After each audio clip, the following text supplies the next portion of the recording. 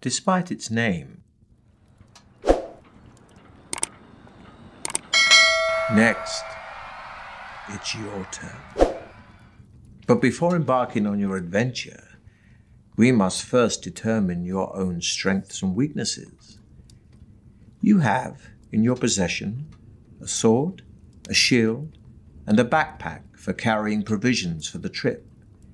You have been preparing for your quest by training yourself in swordplay and exercising vigorously. To see how effective your preparations have been, dice will be rolled to determine your skill, stamina, and luck scores. Or, if you wish to begin your adventure immediately, you can choose between 3 ready-made adventurers. First, we'll roll for your initial level of skill. This reflects your sword skill and fighting expertise, and will be determined by rolling 1 die and adding 6.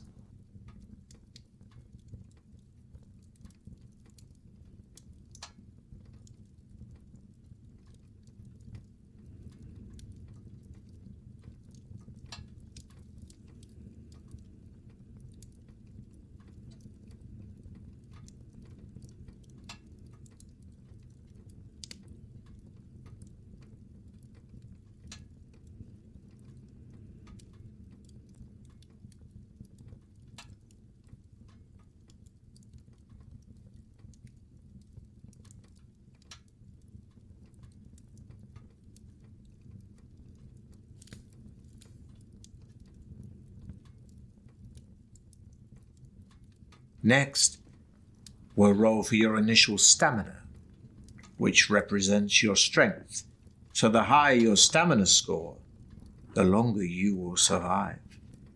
This will be determined by rolling 2 dice and adding 12.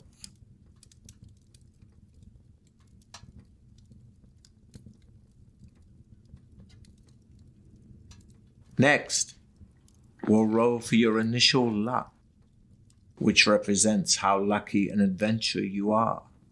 Luck and magic are facts of life in the fantasy world you're about to explore. This is determined by rolling 1 die and adding 6.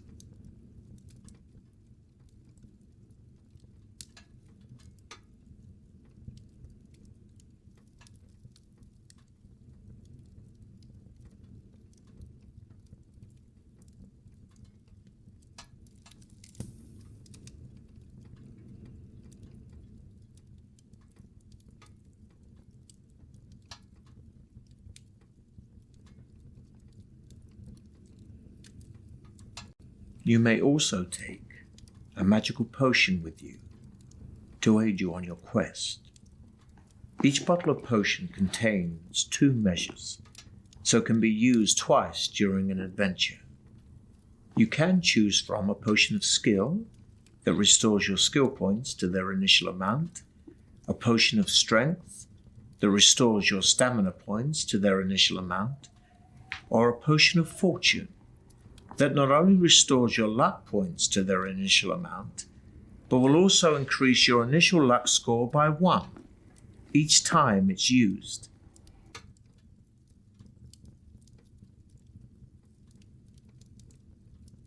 Lastly, before you begin your quest, you are given enough provisions for 10 meals. When you eat a meal, your stamina score will increase by 4 points. But don't forget, your stamina can never exceed the initial amounts you've just set. You have a long way to go, so use your provisions wisely. Now it is your turn to salute the crowd. Holding your violet scarf aloft, you take one final deep breath of cool, fresh air before turning to pass between the stone-pillared gateway into circumvent's corridors of power to face unknown perils in the walk through the mighty Baron's Deathtrap Dungeon.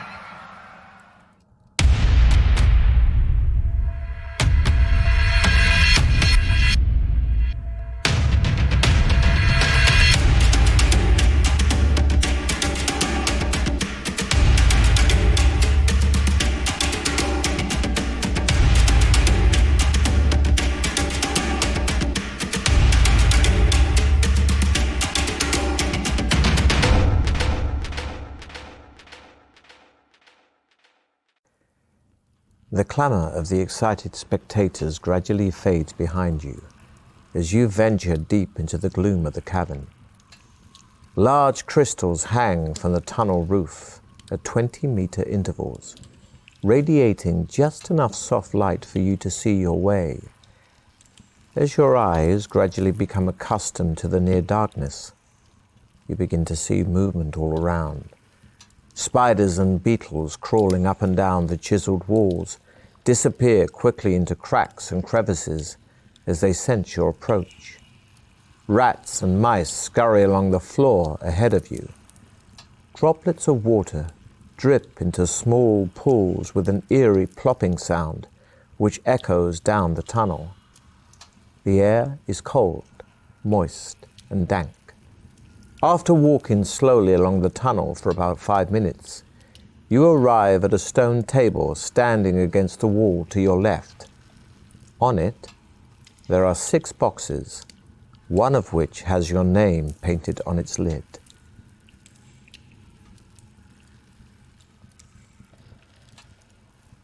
The lid of the box lifts off easily, and inside you find 2 gold pieces and a note written on a small piece of parchment addressed to you. After placing the gold in your pocket, you read the message, which says, "Well done. At least you had the sense to stop and take advantage of the token aid given to you. Now I can advise you that you will need to find and use several items if you hope to pass triumphantly through my Deathtrap Dungeon. Signed, Succumvit." Memorizing the advice on the note, you tear it into tiny pieces and continue north along the tunnel, where you come to a junction. A white arrow painted on one wall points west. On the floor you can see wet footprints made by those who entered before you. It's hard to be sure, but it looks as though 3 of them followed the direction of the arrow, while one decided to go east.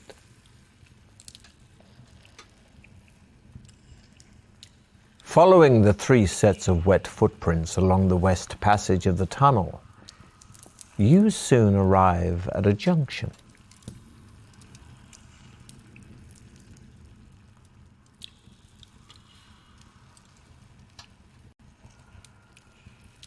Walking along the tunnel, you are surprised to see a large iron bell hanging down from the ceiling.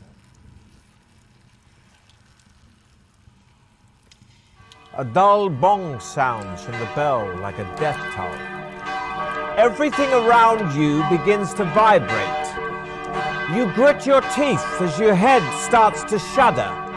Your whole body is trembling. You fall to the floor, losing 2 skill points and 2 stamina points. You quiver and shake, writhing convulsively on the floor as the vibrations intensify. You search desperately for a way of stopping the bell.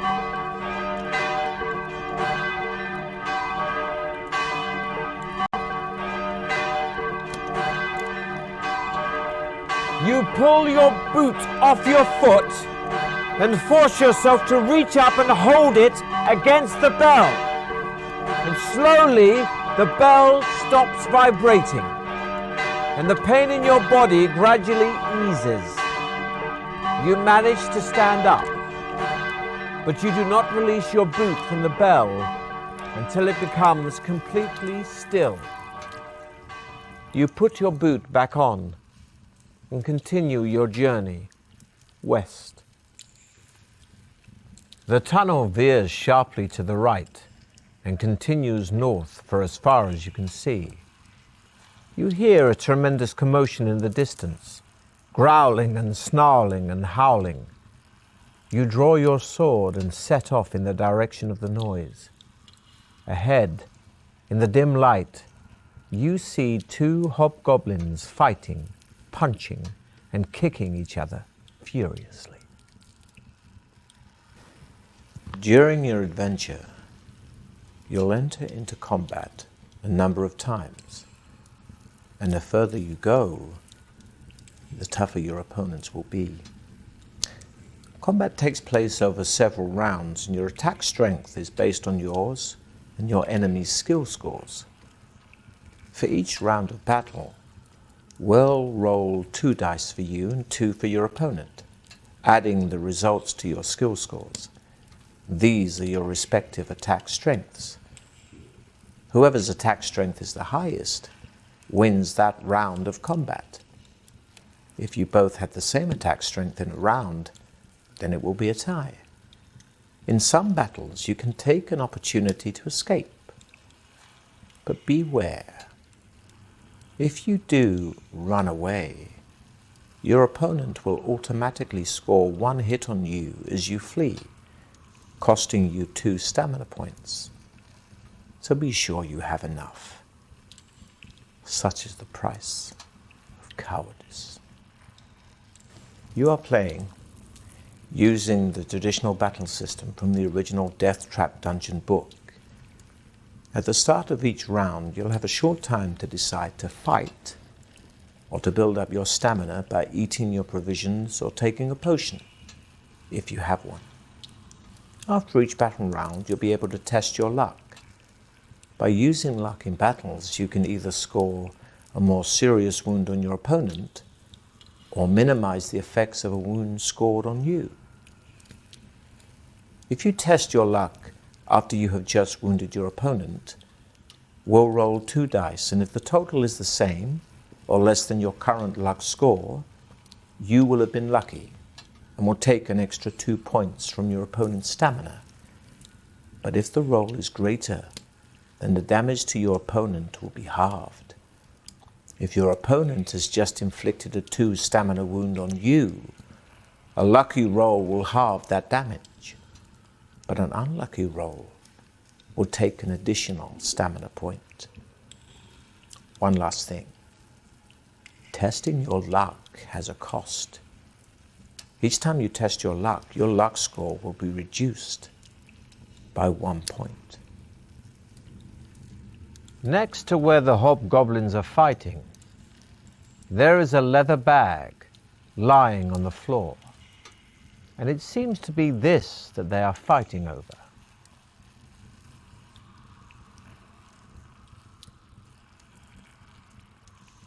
The hobgoblins stop their fight immediately. They do not understand what you are saying and snarl at you viciously.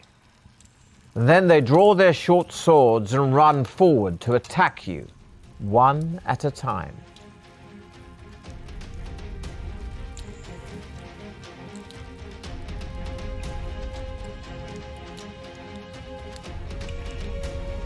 You hurl a rock directly at the hobgoblin's head, but it bats it away like a bug.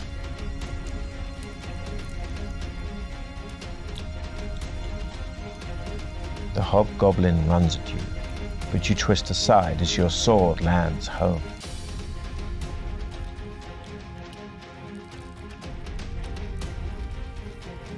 You run at the hobgoblin, but it's ready and lands a punch squarely on your chin.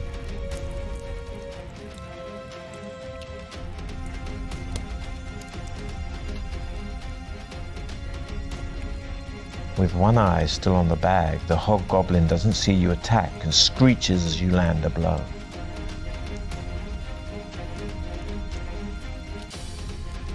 Pretending to be tired, you bend over but grab a handful of dirt and throw it in the hobgoblin's face, making your subsequent attack very effective. The first hobgoblin couldn't keep up with your skill and falls aside, lifeless. You ready yourself to fight the other.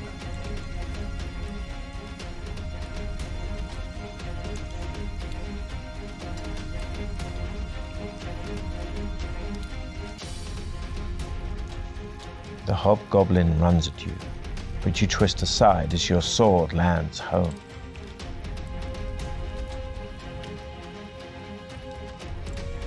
With one eye still on the bag, the hobgoblin doesn't see you attack and screeches as you land a blow.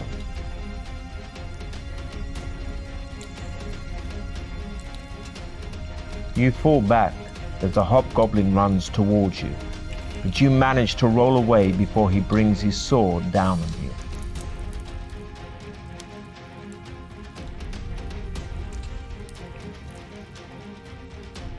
You hurl a rock directly at the hobgoblin's head, but it bats it away like a bug.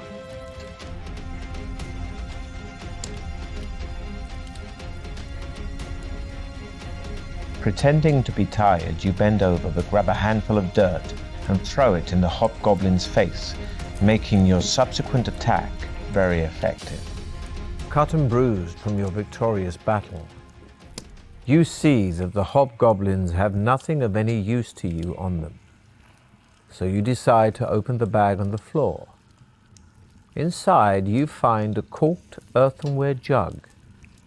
You uncork it and sniff the liquid inside. It smells sharp and acrid. Acrid smoke rises from the jug as you lower the cloth into it. The liquid is unmistakably acid. You recork the jug and place it in your backpack, hoping it may be of use to you later. You sheathe your sword and press on, northwards. The tunnel soon takes another sharp right turn. Following it east, you arrive at a strange obstruction. A row of 12 wooden poles across the tunnel. They are fixed to the walls at each end, about half a meter off the floor and spaced about a meter apart.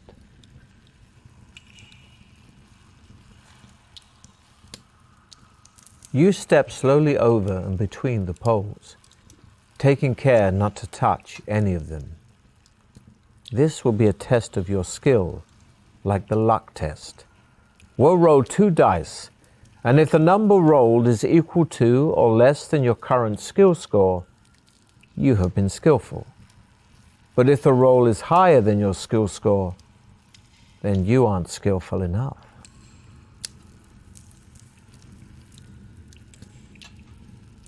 You step slowly over and between the poles, taking care not to touch any of them. After resting for a while, you set off east again.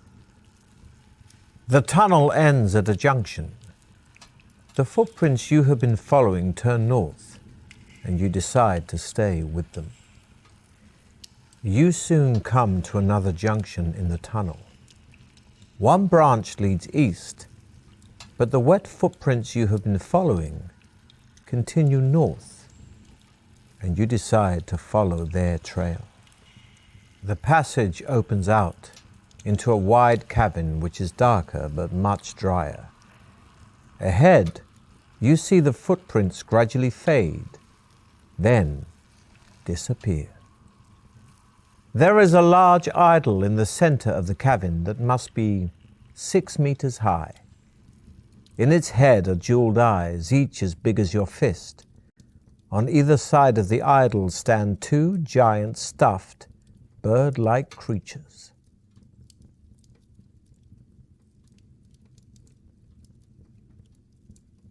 The idol is very smooth and will be difficult to climb. Some rope would have been ideal for this task, but alas, you don't have any. So slowly and carefully, you begin to climb the idol. You're about to grab hold of its large ear when suddenly your foot slips. We'll need to check how lucky you are. We'll roll 2 dice, and if the number rolled is equal to or less than your current luck score, you've been lucky. But if the number rolled is higher than your current luck score, you have been unlucky.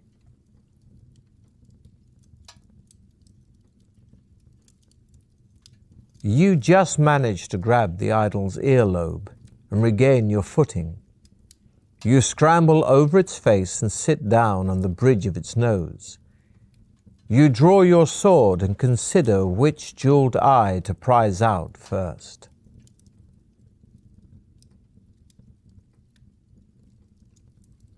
As you touch the emerald eye of the idol, You hear a creaking sound below you.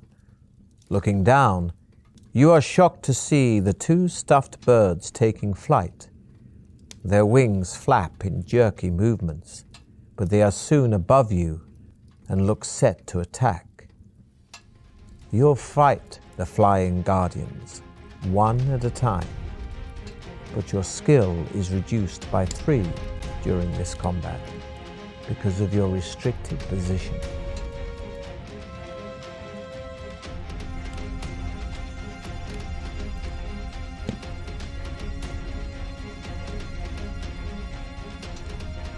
The guardian snaps at you with its vicious beak. You parry, but the tip of the creature's beak sinks deep into your arm.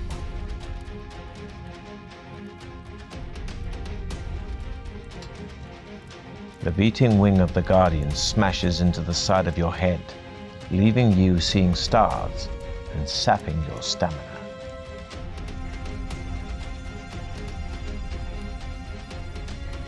The guardian snaps at you with its vicious beak, but you're able to smash the hilt of your sword into its outstretched neck.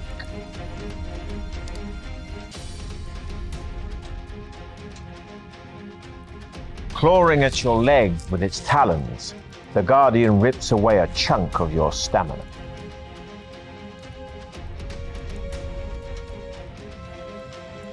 The guardian snaps at you with its vicious beak. You parry, but the tip of the creature's beak sinks deep into your arm. You quickly eat some provisions, increasing your stamina by 4 points.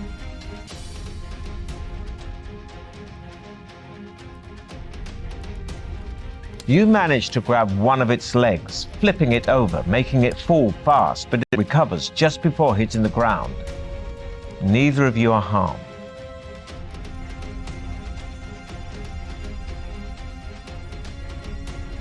The beating wing of the guardian smashes into the side of your head, leaving you seeing stars and sapping your stamina.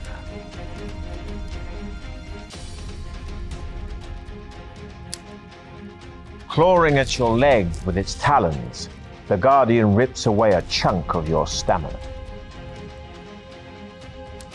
You quickly eat some provisions, increasing your stamina by 4 points.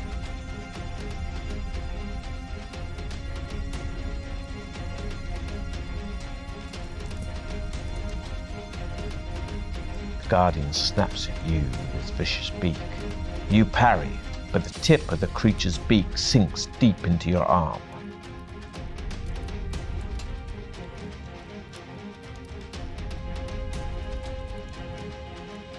The beating wing of the guardian smashes into the side of your head, leaving you seeing stars and sapping your stamina.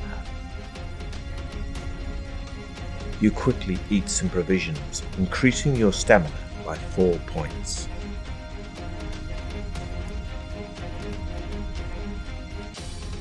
Clawing at your leg with its talons, the guardian rips away a chunk of your stamina.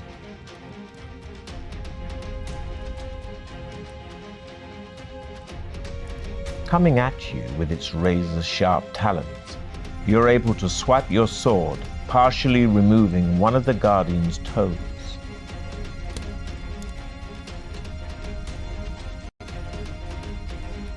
The guardian snaps at you with its vicious beak. You parry, but the tip of the creature's beak sinks deep into your arm. You quickly eat some provisions, increasing your stamina by 4 points.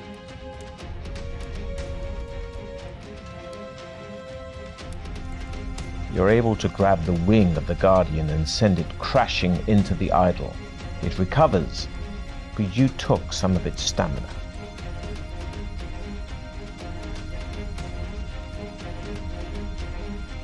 The beating wing of the guardian smashes into the side of your head, leaving you seeing stars and sapping your stamina.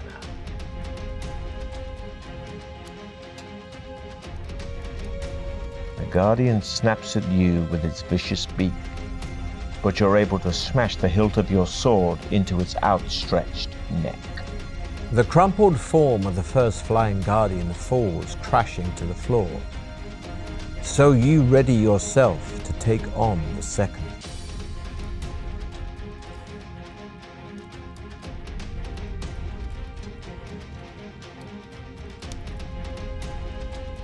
Clawing at your leg with its talons, the guardian rips away a chunk of your stamina.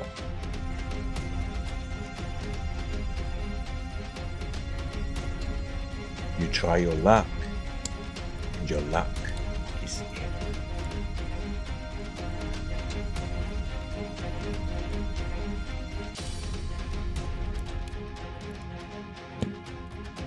The guardian snaps at you with its vicious beak. You parry, but the tip of the creature's beak sinks deep into your arm.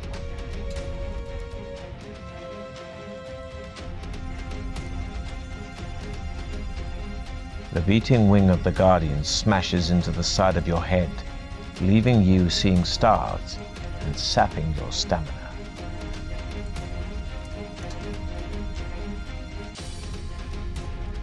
Coming at you with its razor-sharp talons, you're able to swipe your sword, partially removing one of the guardian's toes.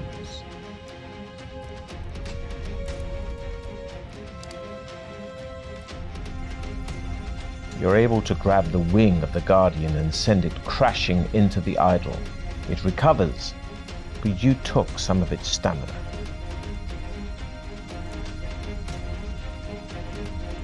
Clawing at your leg with its talons, the guardian rips away a chunk of your stamina.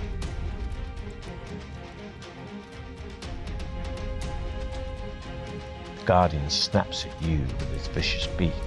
You parry, but the tip of the creature's beak sinks deep into your arm.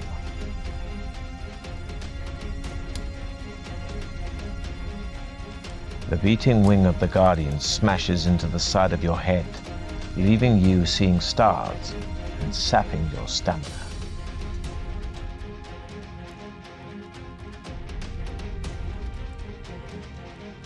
The guardian snaps at you with its vicious beak, but you're able to smash the hilt of your sword into its outstretched neck.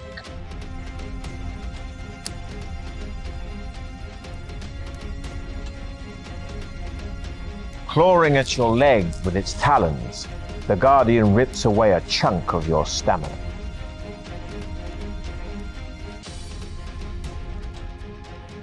The guardian snaps at you with its vicious beak. You parry, but the tip of the creature's beak sinks deep into your arm.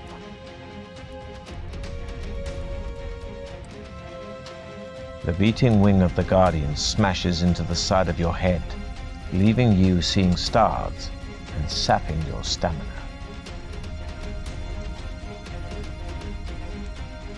Clawing at your leg with its talons, the guardian rips away a chunk of your stamina.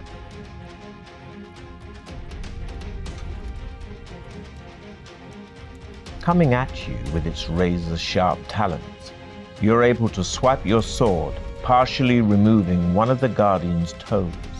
Your final swipe dispatches the second flying guardian. You look down and see the crumpled bodies of the flying guardians lying motionless on the floor. You start to prize out the idol's emerald eye with the tip of your sword. At last it comes free, and you are surprised by its weight. Hoping that it may be of use later, you put it in your backpack.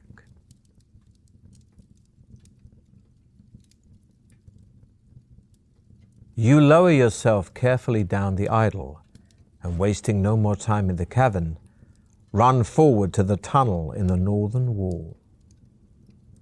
Not much farther down the tunnel, you come to a closed door on your left. Putting your ear to the door, you listen intently but hear nothing. You enter a room which is small and completely empty. As soon as you are inside, the door slams shut behind you. Suddenly a voice booms out of nowhere, shouting, "Welcome to Deathtrap Dungeon, the ingenious killer labyrinth of my master. Adventurer, I trust you will pay your respects to my master by shouting out his name. You take a deep breath and shout, "Succumvit as a worm!" Once again, the mysterious voice calls out, only this time, to your great surprise, in a far less threatening tone. Good. My master likes those who show spirit. Take this gift to help you. It will grant you one wish, but one wish only. Farewell. A gold ring magically appears out of nowhere and lands at your feet with a gentle tinkle. You pick it up and put it on one of your fingers. The door opens and you step back into the tunnel to continue north. The tunnel twists and turns, but keeps steadily north. Ahead, you see a thin shaft of blue light streaming down from the ceiling to the floor. It sparkles and shimmers, and you can see images of laughing faces in the light.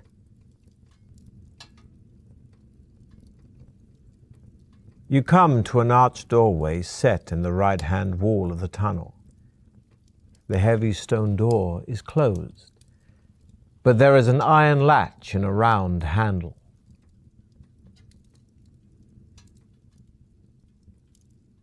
Lifting the latch and pushing the heavy stone door open, you find yourself in a large cabin. The light is dim and murky, but as your eyes begin to adjust, you see that the walls are covered in green algae and running with moisture. The floor is strewn with straw.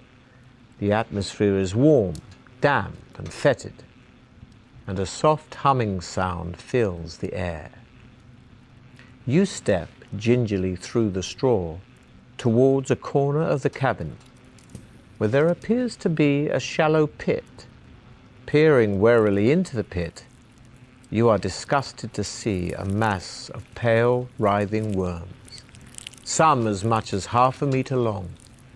Nauseated, you are about to turn away when you notice that their undulating bodies are swarming around a dagger. Its point held fast in a crack in the pit floor. The hilt is cased in black leather, studded with opals, and the blade is fashioned from a strange, reddish-black burnished metal you have never seen before. You long to touch the dagger, but this would mean plunging your hand in among the writhing worms.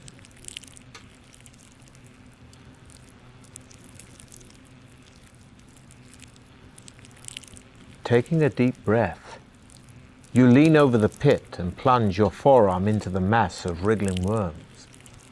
They are cold and clammy and feel extremely nasty, but at least they are harmless, and you are able to seize the dagger by the hilt. You give it a hard tug and it comes away from the crack in which the tip was embedded. Admiring its beauty, and wondering whether it might once have belonged to some luckless contestant, you put the opal-studded dagger firmly in your belt and leave the cabin. As you make your way back to the doorway, the buzzing sound increases in intensity, and you look around desperately to discover where it's coming from.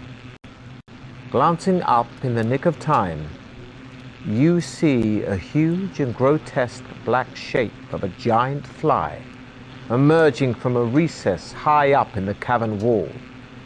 As it gets closer, you realize that it's at least 1.5 meters long.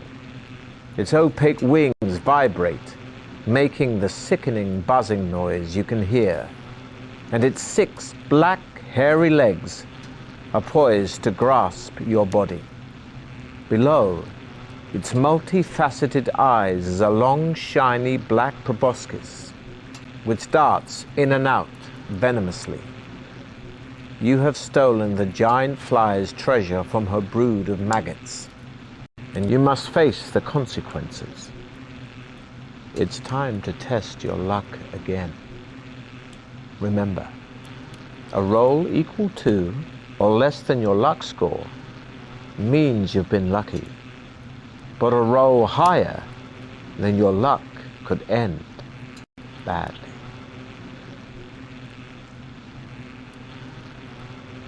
The giant fly swoops down again to try to capture you, but this time you manage to evade its outstretched legs. Stepping back, you draw your sword to prepare to fight the hideous insect as it turns to attack you again.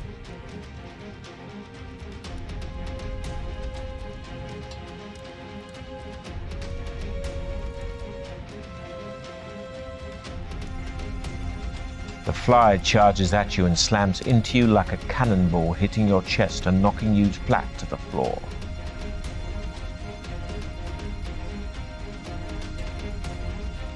The fly charges at you, but you're able to duck out of the way.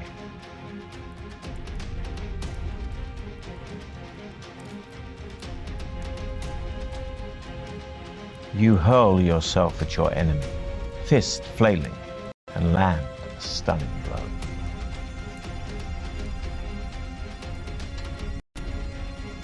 The creature flies at you so close you can't use your weapons. Grabbing it by its legs, you swing around, slamming it into a wall.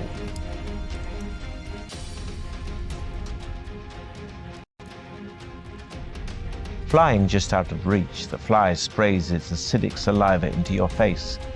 It burns your eyes and you scramble to wipe it off.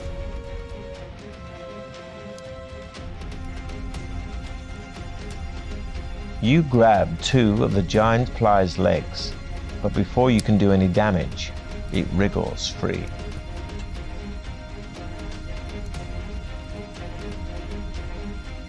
You spin your sword around your head, clipping the fly and removing part of one of its legs.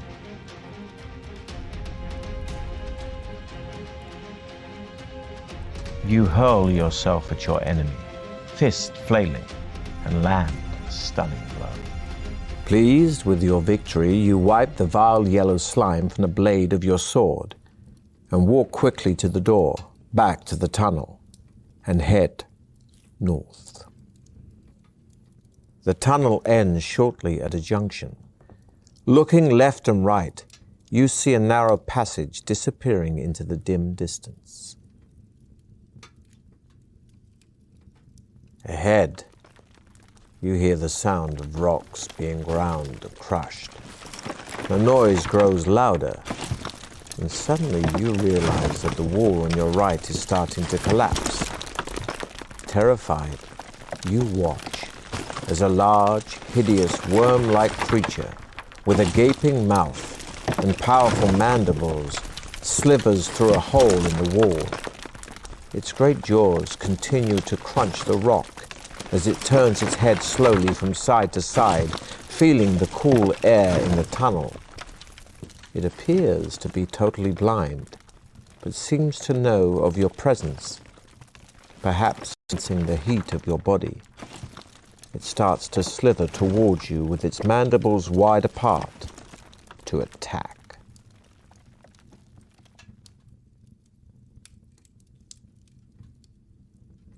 You draw your sword and advance slowly towards the huge, slimy rock grub.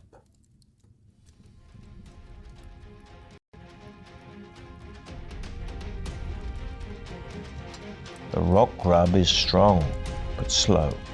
You swing your sword, which smashes into its pulsating body.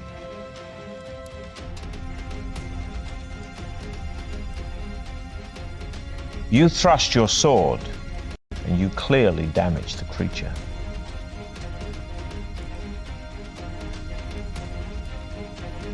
Picking up a rock, you manage to smash it into the head of the rock grub. It screeches in pain, withdrawing enough for you to ready for another attack.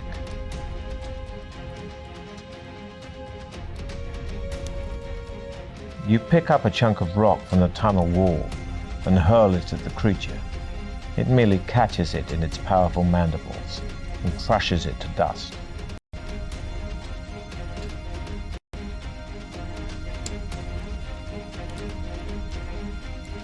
rock grub is strong, but slow. You swing your sword, which smashes into its pulsating body.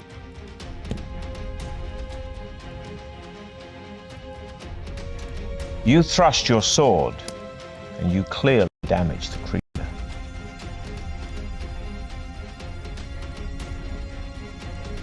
Picking up a rock, you manage to smash it into the head of the rock grub. It screeches in pain, withdrawing enough for you to ready for another attack. Pleased with your combat skills, you step round the great bulk of the dead rock grub and peer into the darkness of the borehole it left. You can only see a few meters, but are able to make out that it inclines slightly and is wet from the secreted slime of the rock grub.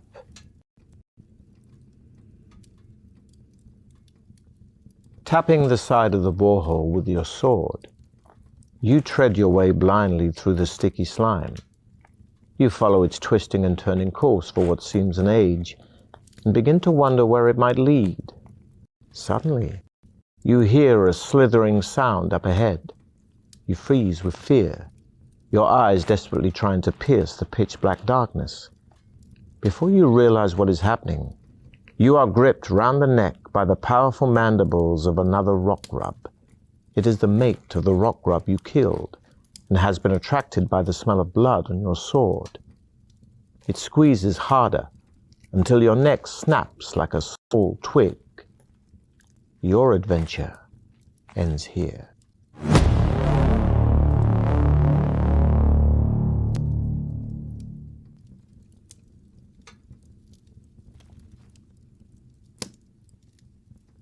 You walk down the passage and soon find yourself standing at the edge of a deep, dark pit. The passage continues east on the other side of the pit. You think you could probably jump over the pit, but you are not sure. There is a rope hanging down from the ceiling over the center of the pit.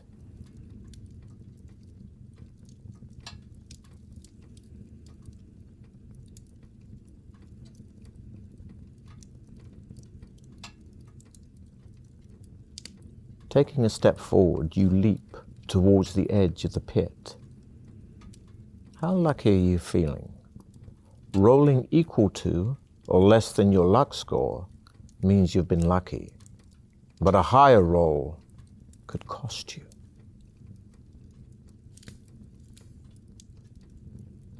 Your armor and sword weigh you down, but you just manage to land safely on the far edge of the pit. You waste no time and head east. The tunnel makes a sudden left turn and continues north as far as you can see. You soon arrive at a closed wooden door in the left-hand wall.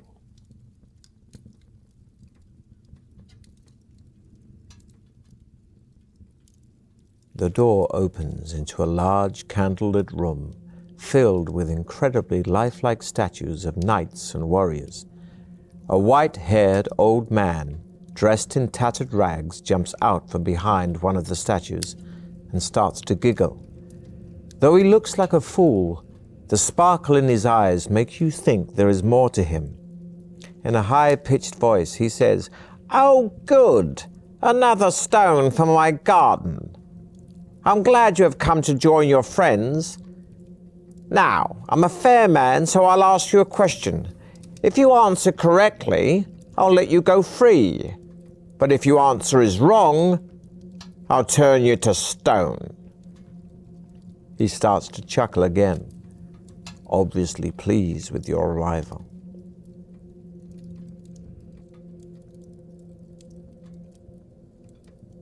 The old man points at one of the statues, and you recognize it immediately.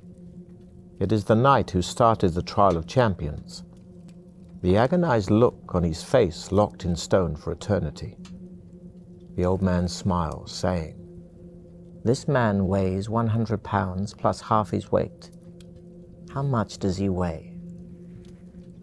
What will you answer? Still smiling, the old man looks at you and says, Well done, stranger. You have answered correctly. I wish you good fortune during the rest of the trial of champions. And to this end, I shall increase your powers. He then mutters a few more unintelligible words, and you feel a powerful surge soar through your body, increasing your skill, stamina, and luck by 1. You bid the old man farewell and leave his room to continue north along the passage. Only a few meters further down the passage, you see another closed door in the left-hand wall. The letter X is scratched into its center panel. Putting your ear to the door, you listen intently, but can hear nothing.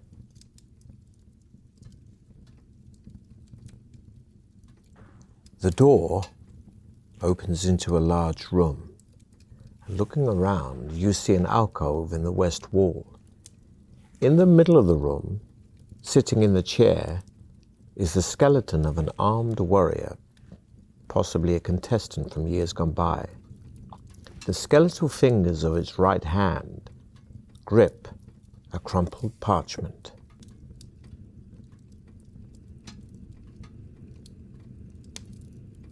Touching the parchment has precisely the effect you had feared. The skeleton lurches forward and, rising from its chair in a series of jerky movements, raises its sword to strike you. Lunging sideways, you draw your sword to defend yourself.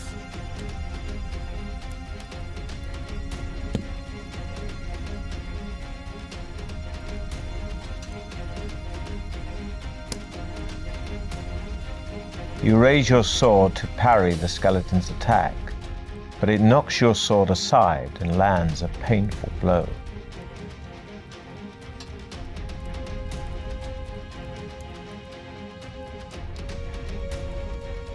The skeleton is strong, but slow.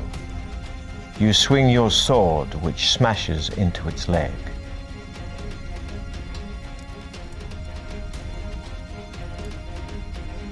You fall back as the warrior advances towards you. You manage to roll away before he brings his sword down on you.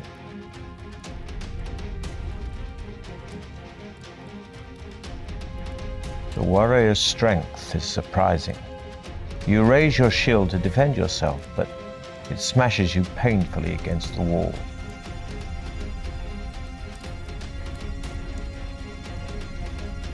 You dodge to the side as the warrior swings its sword. You kick out, knocking its legs out from under it.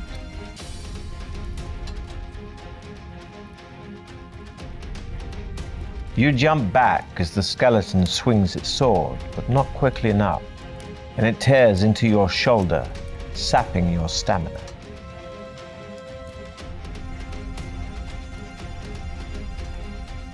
You raise your sword to parry the skeleton's attack, but it knocks your sword aside and lands a painful blow.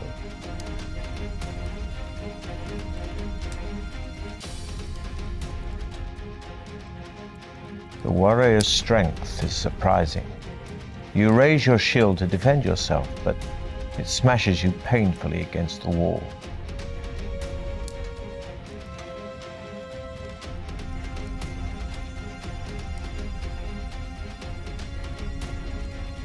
You run around the jerking skeleton, smashing your sword into its arm. Once again you reach for the parchment, only this time lying amidst a pile of broken bones. Unfolding it, you see a map of a room with a drawing of a hideous creature inside it. Beneath the monster is a rhyme, which reads, "Should you meet the manticore, of its tail beware. Shield yourself against the spikes flying through the air." You fold up the piece of parchment and put it in your backpack, repeating the rhyme over and over to yourself. You walk across to the alcove. At the back of the alcove are some steps leading down into a cellar. Cobwebs brush your face as you descend. The cellar ceiling is quite low, and the floor is strewn with debris. In the middle of the wall opposite you is an archway, which leads into another crystal-lit tunnel. There are large mushrooms growing on the debris to your right.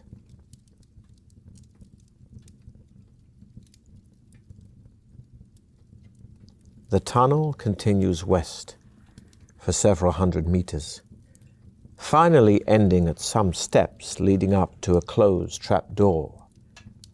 You climb the steps slowly, hearing muffled voices above you. In the dim light, you can see that the trap door is not locked. You throw the trap door open and run up the steps into a bright, lantern-lit room. Two goblins are sharpening their short swords on a stone set in the middle of the floor. You catch them momentarily off guard, but they quickly recover and both rush forward to attack you. A point of note here, adventurer. Because of the shape of the room, both goblins will have a separate attack on you in each attack round. However, here your attack will only be effective on one of the goblins. Against the other, you must still use your attack strength in a normal way. But even if your attack would have been effective, you will not wound it. It will just count this as though you have defended yourself. However, if its attack strength is greater, it will have wounded you in the normal way.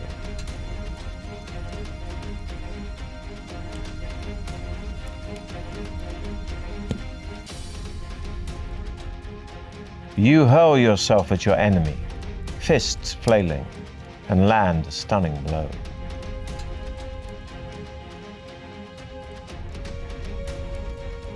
You both swing for each other, and in the confusion, both miss.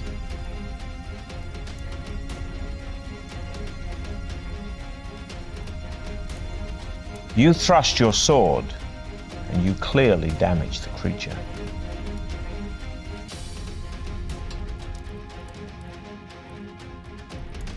Your enemy is strong, but slow, and screams in pain as your sword sinks into his leg.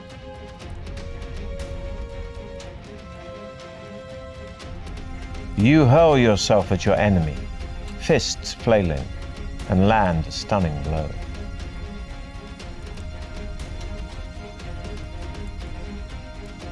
You thrust your sword, and you clearly damage the creature. Triumphant in one of your toughest battles to date, you see that the only furniture in the goblin's room is a table, 2 chairs, and a cupboard on the wall. There are 2 closed doors, one in the west wall and the other in the north wall.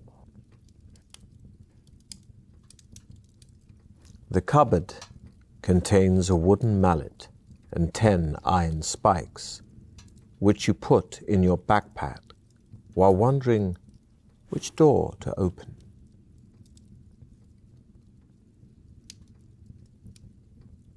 The door opens into another tunnel. Walking west, you soon arrive at another door in the north wall.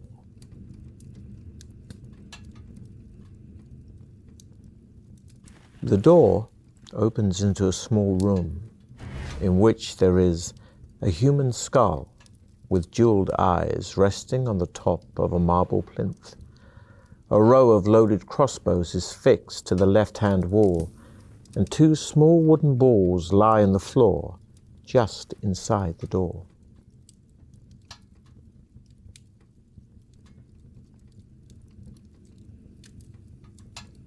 You crouch down beside the plinth below the crossbow's line of fire.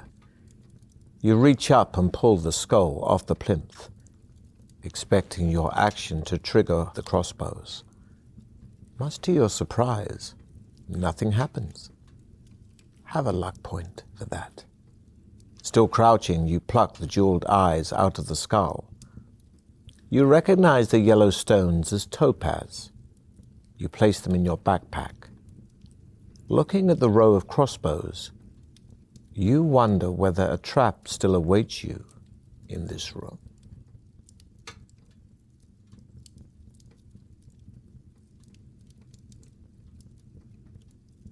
A tickling sensation runs down your spine as you crawl carefully out of the room. Back in the tunnel, you heave a sigh of relief. Throw the skull back into the room and slam the door shut. Pleased with your good fortune, you set off west once again. The tunnel takes a sharp turn and you find yourself in a sort of gallery lined with mirrors for some 20 meters. A human skeleton appears to be pulled halfway through the mirror along the right-hand wall. Suddenly, a grotesque being with 4 arms and 4 screaming faces emerges from the mirror, barring your way ahead. It walks slowly towards you, each arm outstretched to grab you. It is a mirror demon from another dimensional plane, come to take your spirit.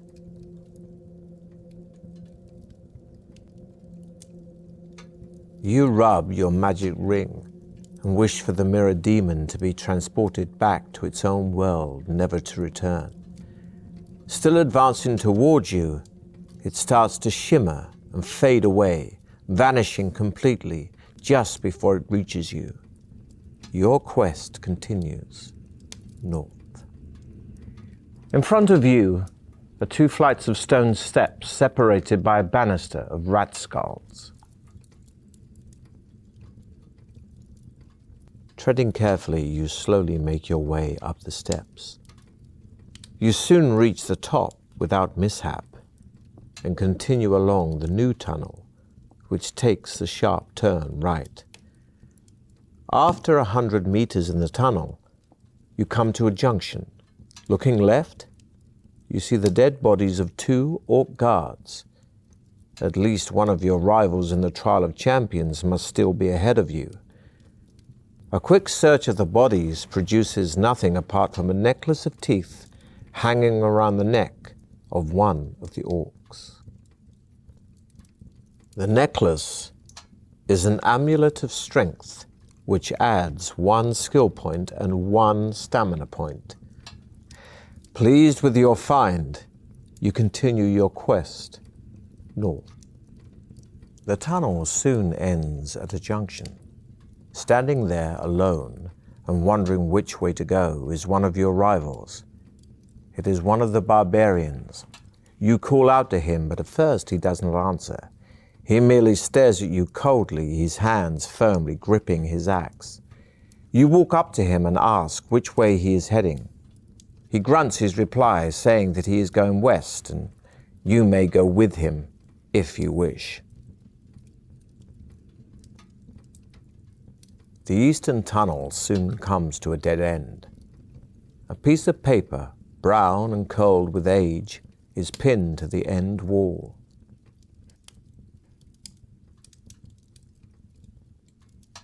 The paper bears a simple warning, written in dried blood.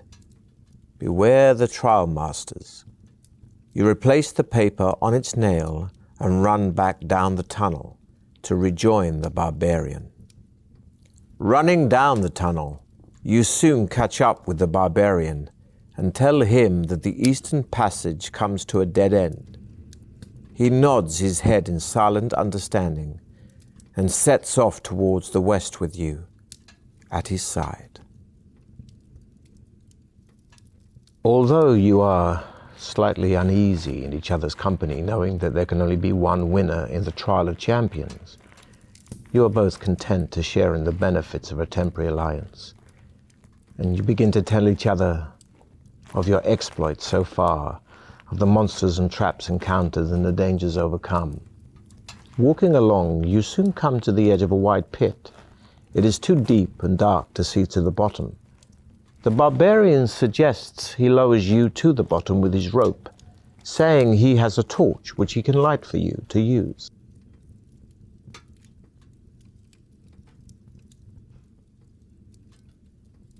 The barbarian, who tells you he is called Throm, ties the rope around his waist giving you the free end. As he lights the torch, you see a look of distrust in his eyes. Slowly, he climbs over the edge of the pit while you brace yourself and take the strain of the rope. As you lower him little by little, you see the smooth sides of the pit illuminated by Throm's torch. He finally reaches the bottom and calls up to you, saying that there is another tunnel running north. He tells you to secure the rope around a rock protruding from the edge of the pit and lower yourself to the bottom.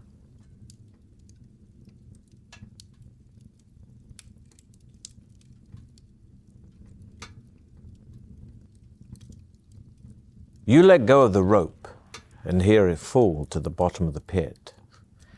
The barbarian curses, promising to kill you if your path should cross again. You step back and take a running jump. You land safely on the far side of the pit and continue west. Further down the tunnel, you step on a floor stone, which tilts forward, triggering a boulder loosely set in the ceiling. You look up, just as it is about to crash on top of you. Let's see how lucky you are.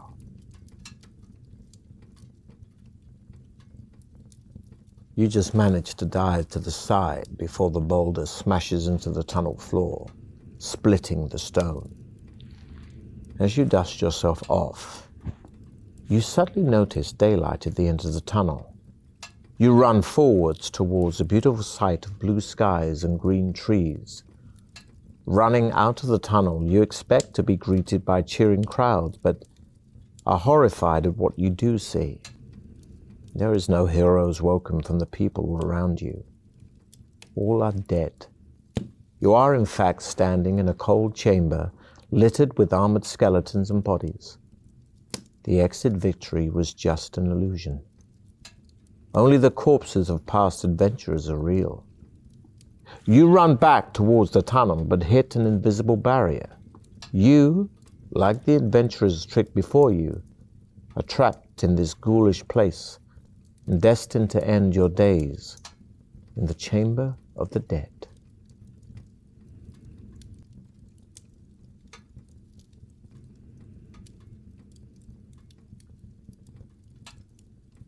After tying the rope around the rock, you lower yourself slowly to the bottom of the pit.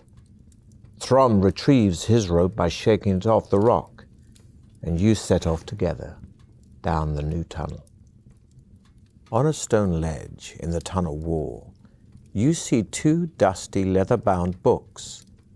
Throm grunts his contempt for the written word, urging you to leave the books and hurry on.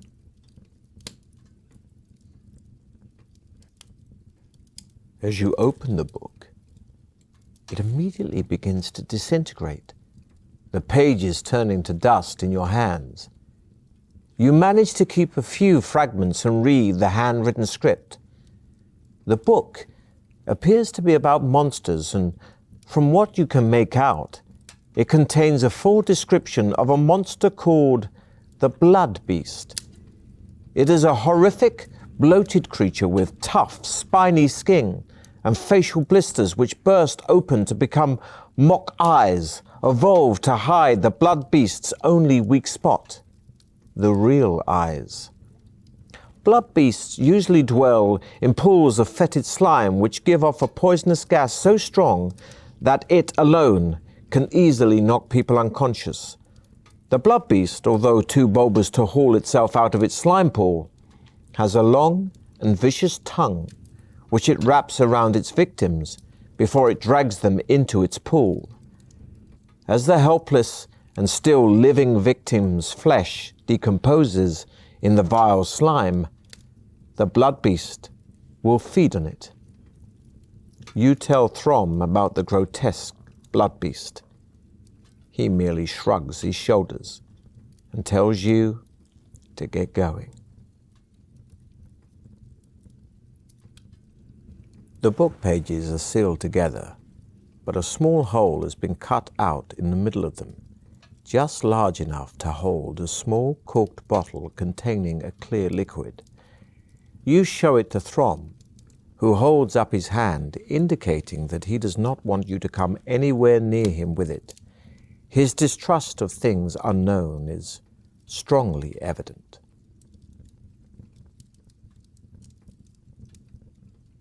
The liquid is a magical potion that will enable you to detect hidden traps and adds 2 luck points.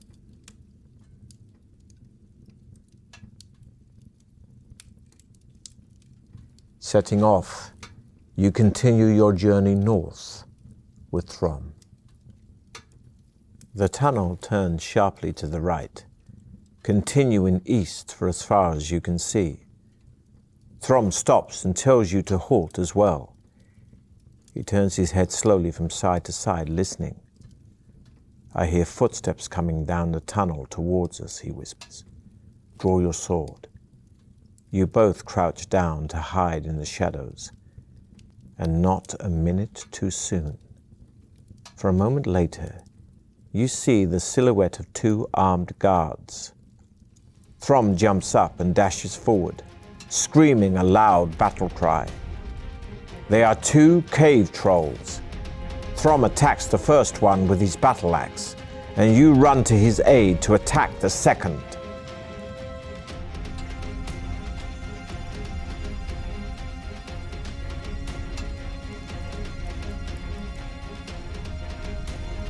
You drop to the ground, grab the creature, and ram its head hard into the wall.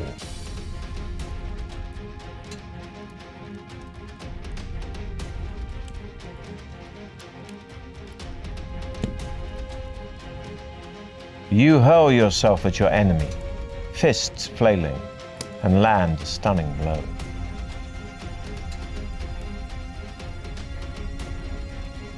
The troll grabs you by the throat and manages to half choke you before you get a chance to push it off.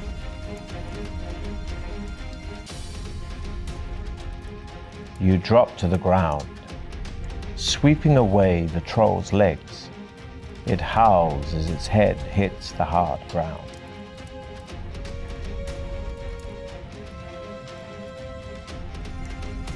You drop to the ground, grab the creature, and ram its head hard into the wall.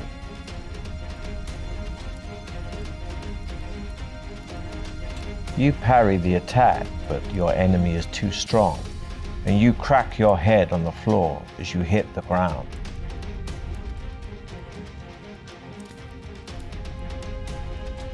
You hurl yourself at your enemy, fists flailing, and land a stunning blow.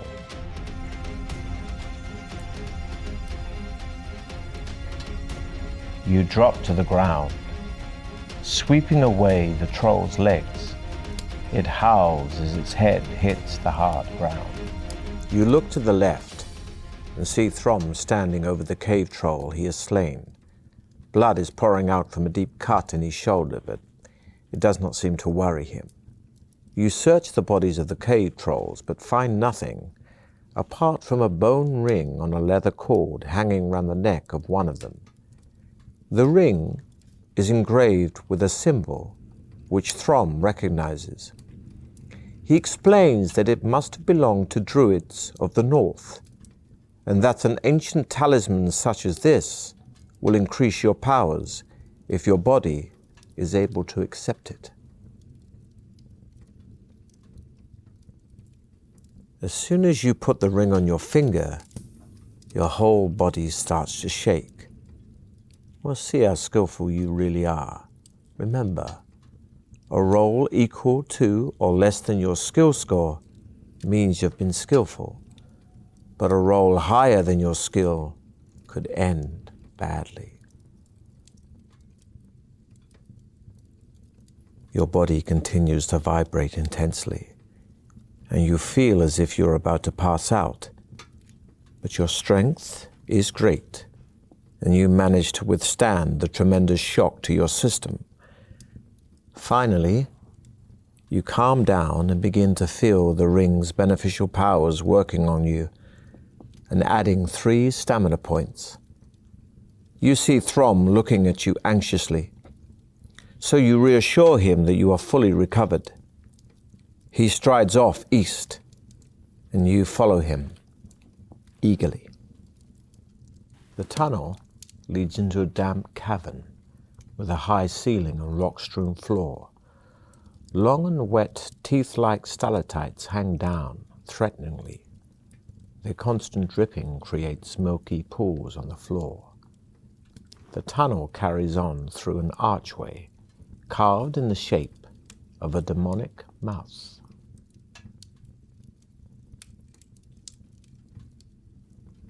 You walk around the cavern, but find nothing of interest. Throm calls out behind you, saying that he has found a leather pouch under a pile of rocks. Opening the pouch, he laughs out loud as a tiny mouse runs through his fingers and scurries off into the crevice behind 2 boulders. Suddenly, you hear the sound of cracking rock above you and look up to see stalactites breaking off from the roof. Throm's booming laugh, which still echoes through the chamber, has made the stalactites vibrate and break off. You yell at Throm to run through the archway as the stalactites start to crash to the floor. This will be a test of your luck.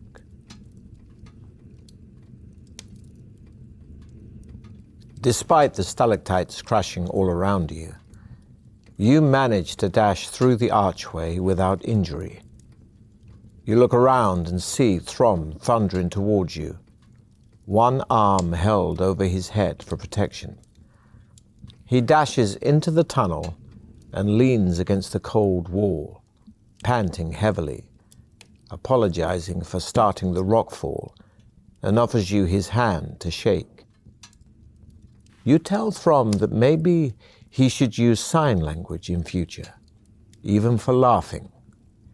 You both smile and head east once more. The tunnel ends at a large oak door. Throm wastes no time in testing the handle and is somewhat surprised to find the door unlocked. He pushes it open and walks into a torch-lit chamber. Sitting alone on an ornate chair is a dwarf who bids you enter. As you do so, the oak door swings shut behind you. Adventurers, you have done well to get this far, says the dwarf in a deep voice. However, as you both know, there can only be one winner in the Trial of Champions. As Trial Master, it is my duty to Baron Circumvit, to let only the most able continue. Therefore, I must devise a test of wits and strength to eliminate one of you. Please do not attempt to dispose of me. It will be utterly pointless, for, as you can see, there is no obvious way out of this chamber, and only I know where the hidden exit lies. Now, if you would care to decide between you who will go first, I shall make the necessary preparations. You look at Throm, suddenly angry that your effective partnership might come to an end. He leans over and whispers in your ear that you should try to kill the dwarf and worry about the exit later.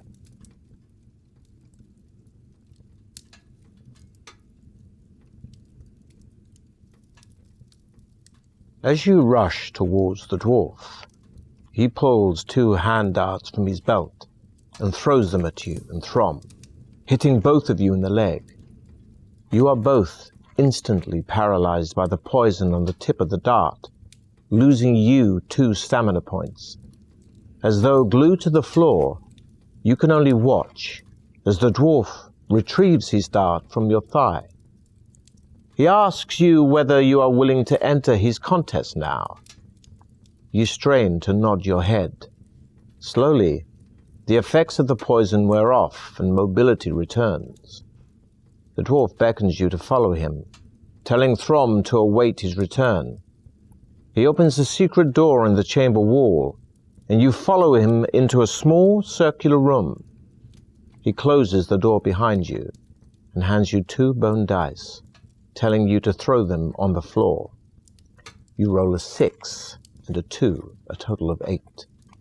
The dwarf asks you to roll again, but this time you must predict the total. Will it be the same, higher, or lower than the 8?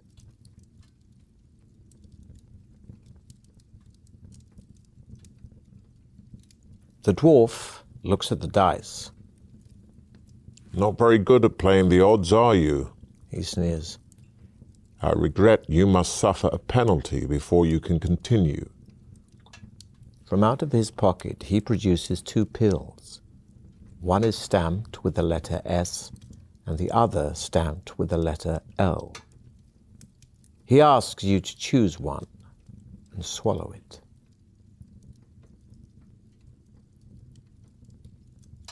The pill makes you feel dull and lethargic, reducing your skill by 2 points. The dwarf tells you that you can now progress to the second stage of the test. He reaches for a wicker basket and tells you that there is a snake inside it. He tips the basket over and the snake drops onto the floor. It is a cobra, and it rears up into the air ready to strike. The dwarf says he wants to test your reactions. You must grasp the cobra barehanded below its head, avoiding its deadly fangs. You crouch down on the floor, tensing yourself for the moment at which to seize it. This will be a tough test of your now depleted skill. With lightning speed, you thrust your hand out and grip the cobra just below its open mouth. You lift it up, and with your arm outstretched, you dangle it in front of the dwarf. He doesn't flinch, but says in his calm, expressionless way, Please put the cobra back in the basket and prepare for the final part of the test. Follow me. You do what he says and follow him back into the chamber, where Throm is pacing up and down, obviously ill at ease. You wave to him while the dwarf opens a second secret door and tells you to walk on through and wait for him. Again you comply, and you find yourself in another circular room, although this one resembles a small arena. The floor is covered with sand, and a small balcony runs around the arena wall. Opposite the secret entrance you came in through is an ominous-looking wooden door. Suddenly you hear a shout, and you look up to see the smiling dwarf standing on the balcony. He throws 2 pieces of paper down to you. On one of them, the words, "No crop is," are written. On the other, "Ruin moat." In his ever-calm voice, he says, If you rearrange the letters of the words, you will find the names of 2 creatures. You may choose which one to fight in my arena of death. Can you identify the creature by rearranging the letters? You call out to the dwarf that you are ready to fight the Minotaur. The wooden door rises slowly, and you see the fearsome beast, half man, half bull, step into the arena. Steam blows from its nostrils as it works itself up into a rage, ready to attack. Suddenly it rushes forward, swinging its double-headed axe.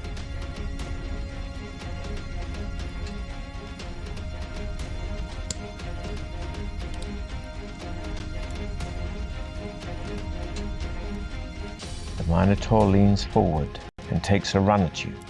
Speed is impressive, but you duck and roll aside, landing a heavy blow on its shin.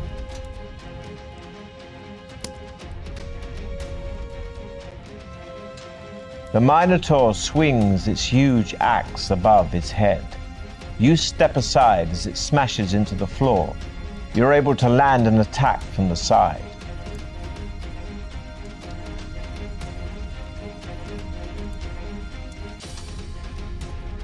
Your speed is improving, You run directly at the Minotaur and slice at its leg as you run by.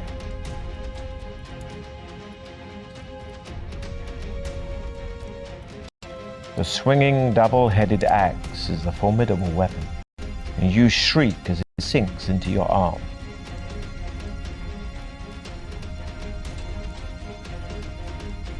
You manage to get around the back of your enemy, but it quickly kicks backward, catching you agonizingly in the stomach.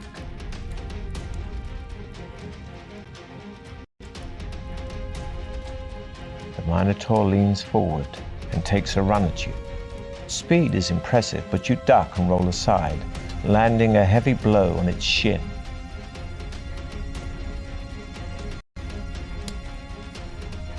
The Minotaur swings its huge axe above its head. You step aside as it smashes into the floor. You're able to land an attack from the side. The dwarf calls down from the balcony, congratulating you on your victory. He throws the sack down into the arena and tells you to relax and regain your strength for the final part of the test. Then he walks off, saying he will return in about 10 minutes. You open the sack and find a jug of wine and a cooked chicken. The food and drink are excellent and you feel much better, gaining 2 more stamina points. Fully satisfied, you sit down and await the dwarf's return. After about 20 minutes, the dwarf reappears on the balcony.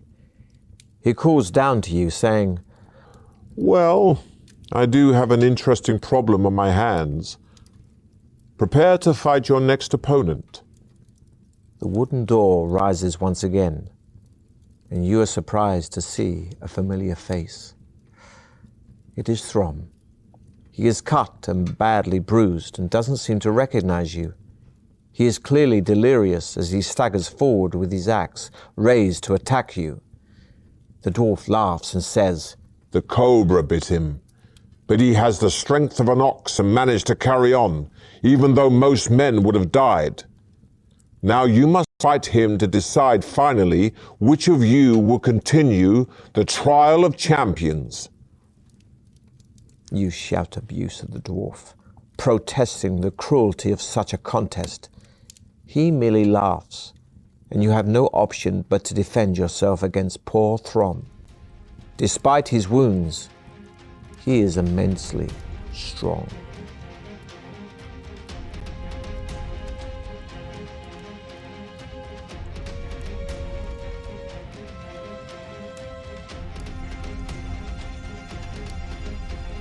You drop to the ground, sweeping away Throm's legs. You hate it as he howls as his head hits the hard ground.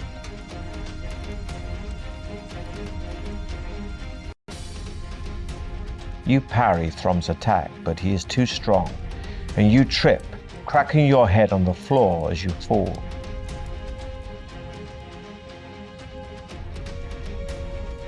Throm swings low, crashing into your ankles and knocking you off balance.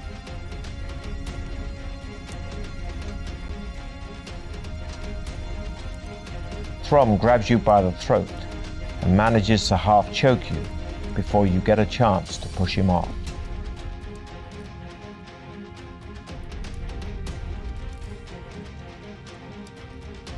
Throm is tall, and you duck, grab him, and ram his head hard into the wall.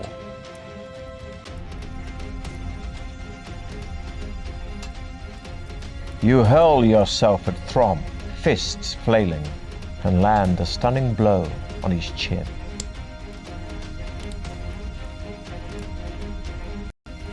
You parry Throm's attack, but he is too strong, and you trip, cracking your head on the floor as you fall.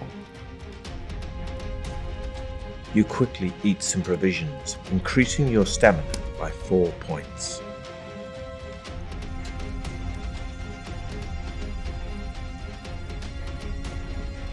You drop to the ground, sweeping away Throm's legs. You hate it as he howls as his head hits the hard ground.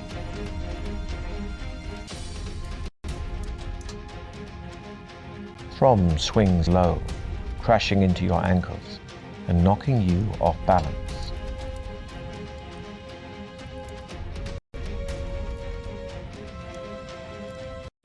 Throm grabs you by the throat and manages to half choke you before you get a chance to push him off.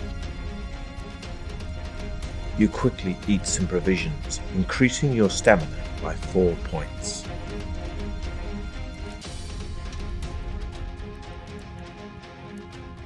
You parry Throm's attack, but he is too strong, and you trip, cracking your head on the floor as you fall.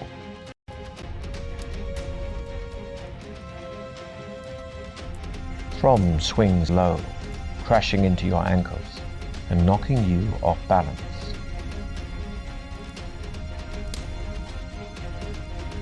Throm grabs you by the throat and manages to half choke you before you get a chance to push him off.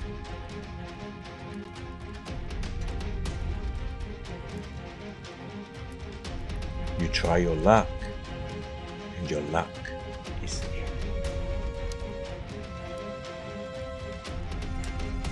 You quickly eat some provisions, increasing your stamina by 4 points.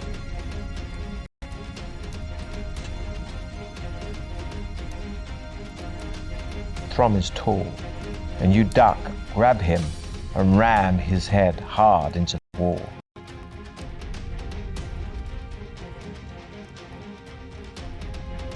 You parry Throm's attack, but he is too strong, and you trip, cracking your head on the floor as you fall.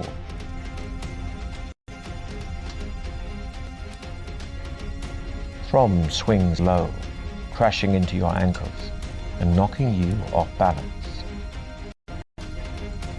You quickly eat some provisions, increasing your stamina by 4 points.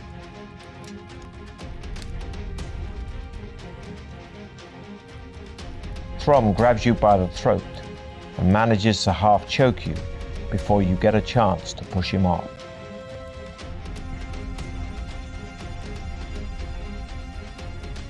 You grab Throm around the neck, but he is strong and pushes you off. Neither of you are harmed.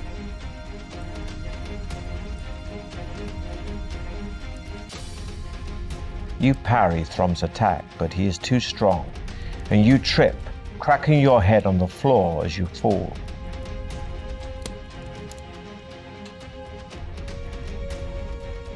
Throm swings at your head. Thankfully, you duck just in time.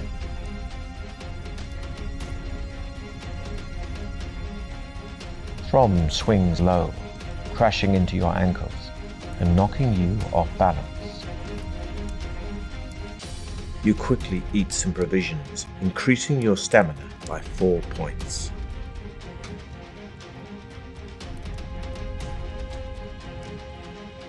Throm grabs you by the throat and manages to half choke you before you get a chance to push him off.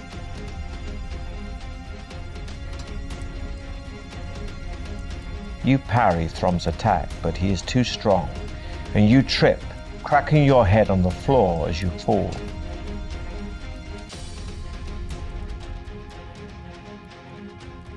You hurl yourself at Throm, fists flailing, and land a stunning blow on his chin.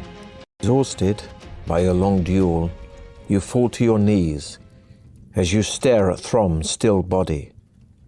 A bitter loathing for the dwarf fills your heart. Somehow, you will avenge Throm.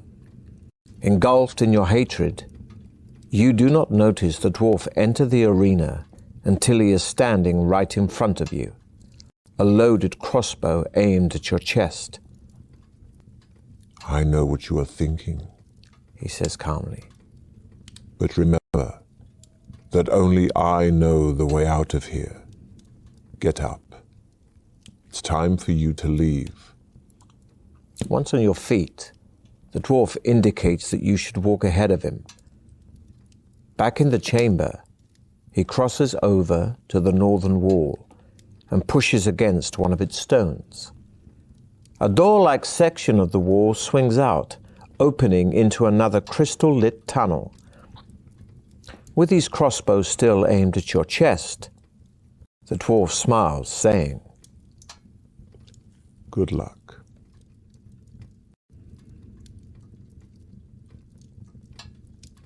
The dwarf is expecting your move. Furthermore, you are not as fast as you should be because of your recent ordeal, so he easily evades your punch, saying, I could kill you now if I wished, but I yearn for a hand-to-hand fight. Then he throws down his crossbow and draws an axe from his belt. Despite your fatigue, you think only of vengeance. Because of your condition, you must reduce your skill by 2 for the duration of the battle.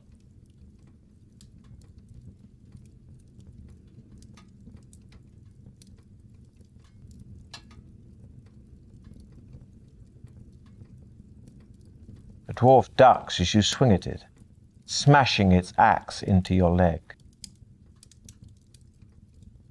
You quickly eat some provisions, increasing your stamina by 4 points.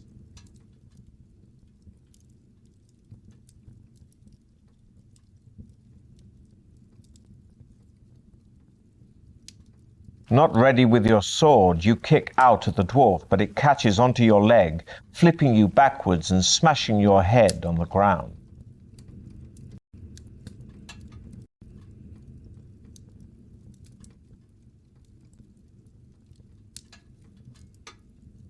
You run at the dwarf, but it's ready for you, and lands a punch squarely on your chin.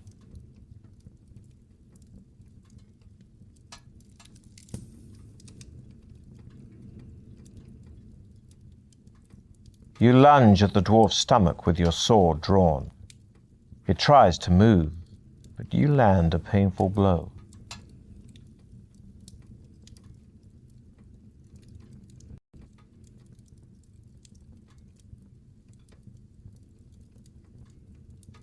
The dwarf ducks as you swing at it, smashing its axe into your leg.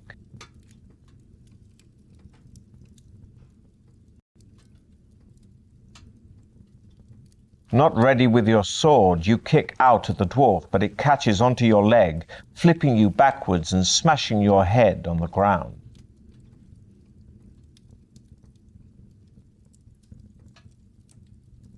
You run at the dwarf, but it's ready for you, and lands a punch squarely on your chin.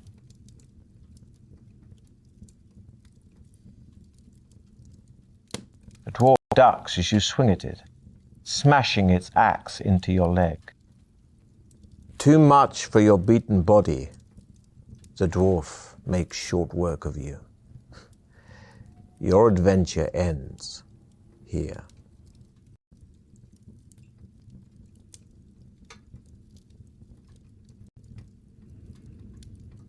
The tunnel soon divides into 2. You hear a buzzing sound coming from the western branch.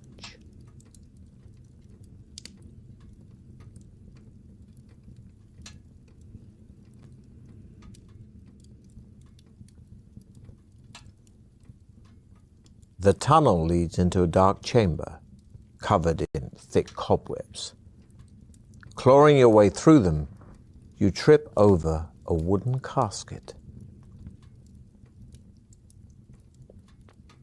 The casket opens easily, and inside there is a black velvet bag containing a large pearl, gaining you 1 luck point.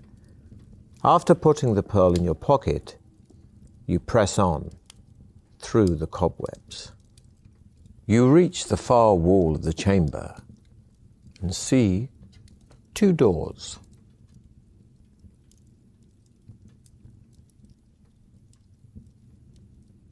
As you touch the door handle, it goes soft in your hand, and when you try to pull it away, you find your hand is now glued to the handle.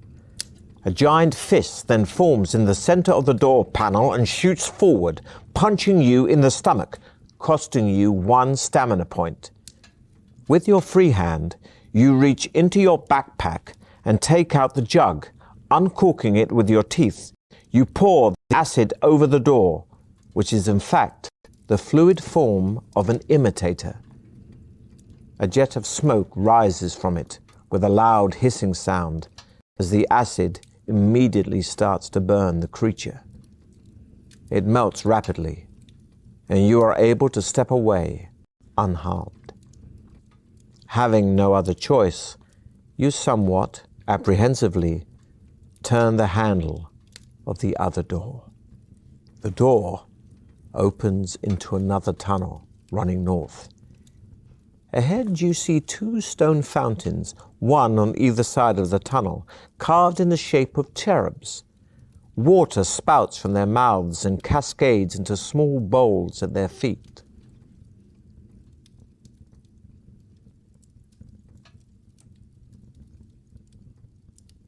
The cool water is refreshing and comes from a source which has been sprinkled with pixie dust, gaining you 1 stamina point and 2 skill points. The cool water is refreshing, but it comes from a source which has been cursed by a hag, adding 1 stamina point but costing you 2 luck points. You continue north.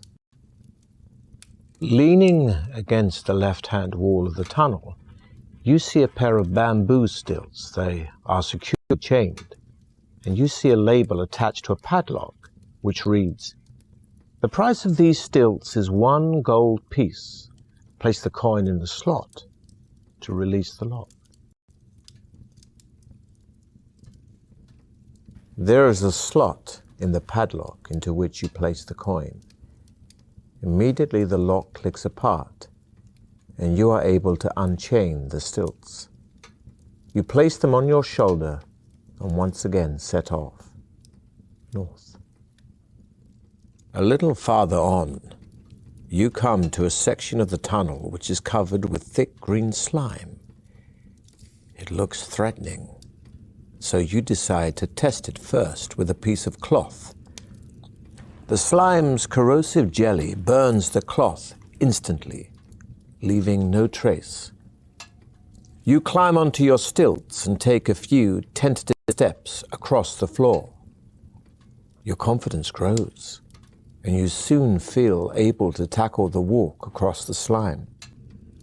Smoke rises from the base of the stilts as the slime starts to burn them away. You plod stolidly on and finally reach firm ground again. Unfortunately, the stilts are still covered in slime, and you are forced to dump them. Setting off north, you come to a junction.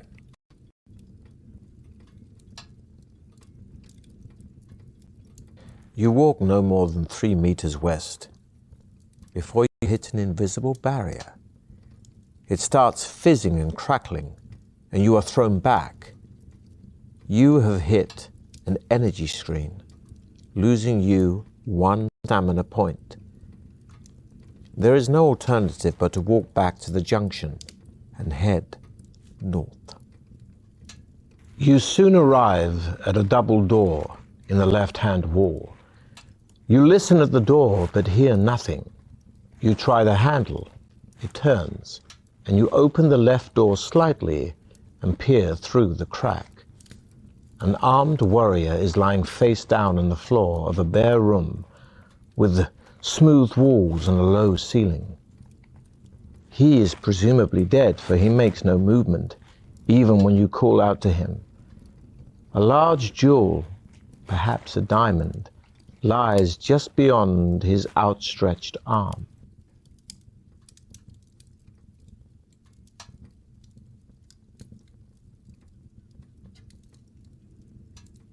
You are about to enter the room when the potion of trap detection begins to work, and you are filled with a terrible premonition of danger. The room is set with a deadly trap. You decide not to go in and continue north along the tunnel. The tunnel continues north for quite a distance before coming to a dead end. The mouth of a chute protrudes from the western wall, and it appears to be the only alternative to turning back. you decide to risk it and climb into the chute. You slide gently down and emerge into a room, landing on your back. As soon as you stand up, you are confronted by the most repulsive sight you have ever laid eyes on.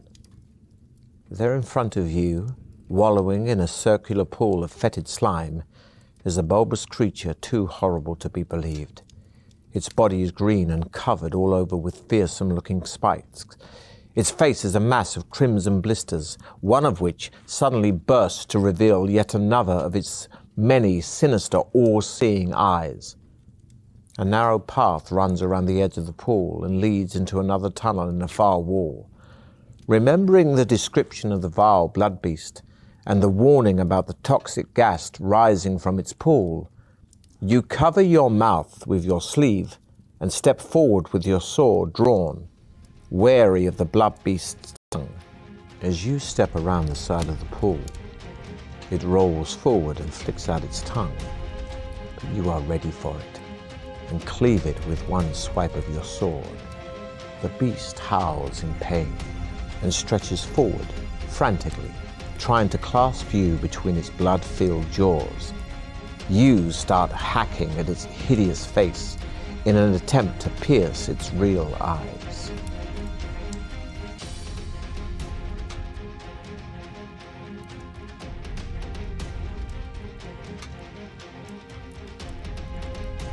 The creature turns and whips its tail at you. The fierce spike at the end misses you by millimeters. You jump forward and strike a clean blow into its rear.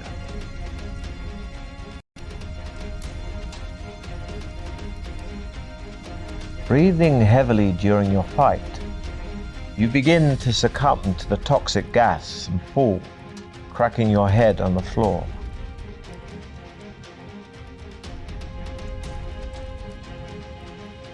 Your blade strikes one of the blood beast's real eyes with devastating effect. It slumps back into its pool, thrashing about in a frenzy. You seize the opportunity and run around the side of the pool to the tunnel exit. The tunnel leads into a large room, its ceiling supported by several marble pillars. As you enter the room, you see a strange beast to your right. It has the body of a lion with dragon-like wings attached to it, but its head is like that of an old bearded man. You recognize the beast. It is a manticore. Taking heed of the warning poem you took from the skeleton warrior, you watch out for its tail, which sprouts a profusion of sharp spikes at its tip, thick and hard as iron bolts. You raise your shield in front of you just in time to protect yourself from a volley of spikes released from the manticore's tail and aim straight at your heart. They sink into your shield, and you remain unharmed. Swiftly, you draw your sword and advance on the manticore.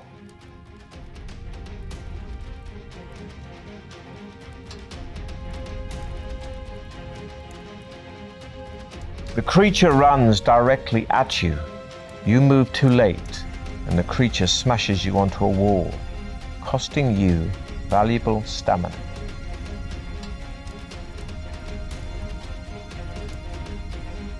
You try your luck, and your luck is in.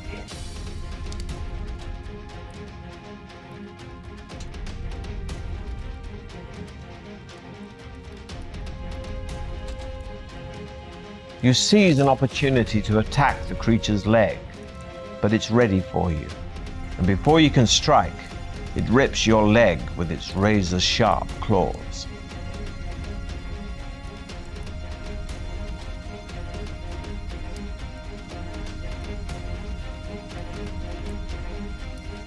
You seize an opportunity to attack the creature's back leg and manage to bury your sword deep into its thigh.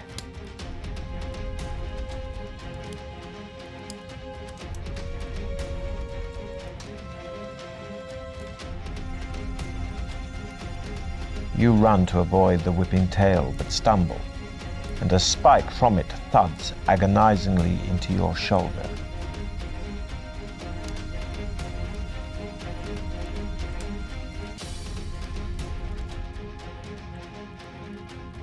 You lunge at the creature's stomach with your sword drawn.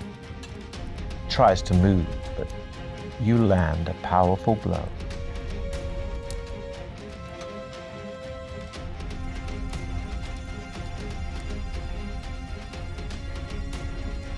The giant creature whips its spiked tail at you, firing more spikes. You duck and roll, quickly slicing a chunk from its tail, passing close to you.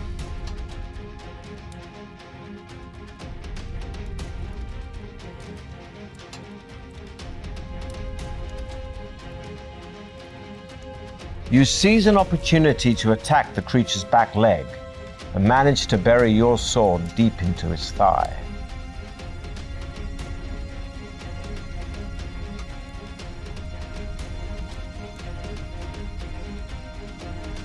The creature runs directly at you. You move too late, and the creature smashes you onto a wall, costing you valuable stamina.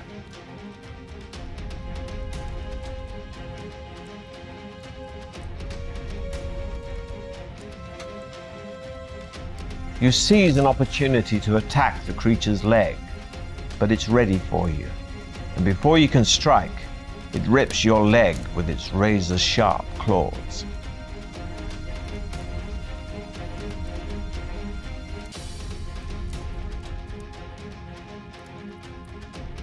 You run to avoid the whipping tail, but stumble, and a spike from it thuds agonizingly into your shoulder.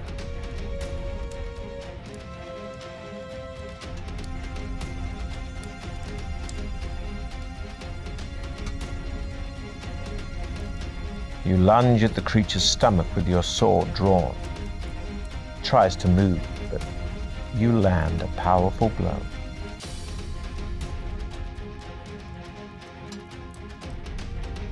You try your luck, and your luck is in. As you are wiping the manticore's blood from your sword, you are surprised to see a small man jump out from behind one of the marble pillars. He is dressed in a tight-fitting green tunic and looks quite harmless, although you are wary of the way he is holding an opaque glass ball with a shimmering green light. "Greetings," he says cheerfully. "My name is Igbot, the gnome, and I am the trial master for your final test.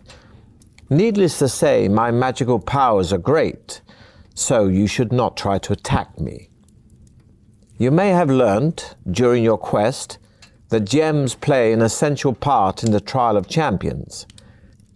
The iron door in front of you is the victory exit, but there is only one way of opening it. 3 gems have to be put into the lock mechanism in the correct order. Each gem radiates a unique energy, which will trigger the mechanism. If you do it correctly, that is. But first, we need the correct gems. First, you will need an emerald." The gnome smiles and says, "You truly are a great adventurer. Now, you will also need a sapphire." The gnome shakes his head and says, "I am afraid that you have failed the trial of champions. Baron Circumvit's Deathtrap Dungeon will keep its secrets for another year, as you will not be allowed to leave here. You are appointed my servant for the rest of your days to prepare and modify the dungeon for future contestants. Perhaps, in another life, you will succeed."